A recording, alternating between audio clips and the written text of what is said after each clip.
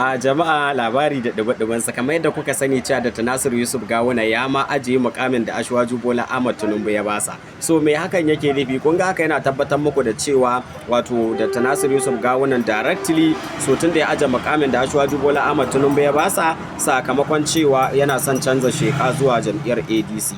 Mutane da dama kun ga cewa ana ta hasashen cewa da Nasiru Yusuf Gawuna zai ajiye mukaminsa zai tafi wato ADC ko kuma zai ci gaba zama a APC. So idan muka duba abubuwan da suka faruwa da Nasiru Yusuf Gawuna Murtalan Salangaro so tun a wancan zaɓe da ya gabata kuma ake kallon cewa daga lokacin da aka gama shari'a so har yanzu Gawuna ba shi da wata makoma da ake kallon cewa bangarorin wato APC suna kishinsa. Wasu daga cikin magoya bayan da Nasiru Yusuf Gawuna ma sun zargi cewa wato an watsar da Gawuna. Assalamu alaikum, idan yanzu kuma fara zuwa ku danna alamar subscribe ku danna like, so ina kawo sharhi akan al'amuran yau da kullun da ma siyasar jihar Kano da labarai da dumudumin su.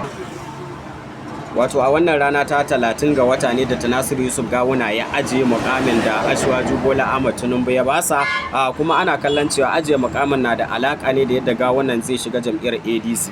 A yau din nan kuma ake taron karɓar da Rabi'u Musa Kwankwaso a cikin jam'iyyar ta ADC, wanda kuma za mu kalli cewa Nasiru Yusuf Gawuna na son ya je karɓi katin jam'iyyar ne tare da Rabi'u Musa Kwankwaso.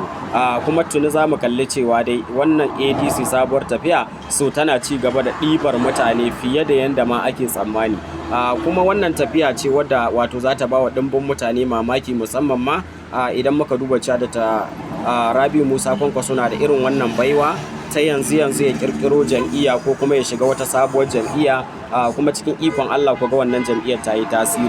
So a nan gurin da za mu iya kallon cewa shigowar da Nasiru Yusuf Gawuna so za ta taimaka ko kuma zai samu wasu wato alfanu a shigarsa ta jam'iyyar ta ADC, duk da zamu kalli cewa akwai sa Atiku, akwai mataimakin gwamna wanda ya murabus, so da kuma yanzu haka Nasiru Yusuf Gawuna ke son shigowa a jihar Kano, kuma tuni dai ADC ba ta da wani tsayayyen dan takarar gwamna idan muka cire Malam Ibrahim Khalil da ya taba yi mata takara. So a yanzu muna kallon cewa a shigar da ta Nasiru Yusuf Gawuna kuna ganin cewa zai samu wani tagomashi musamman ma barinsa APC, so duk da shugaban kasa da kansa wato Ashwaju Bola Ahmad Tunubu so baya son shigar da Nasiru Yusuf Gawuna jam'iyyar ADC.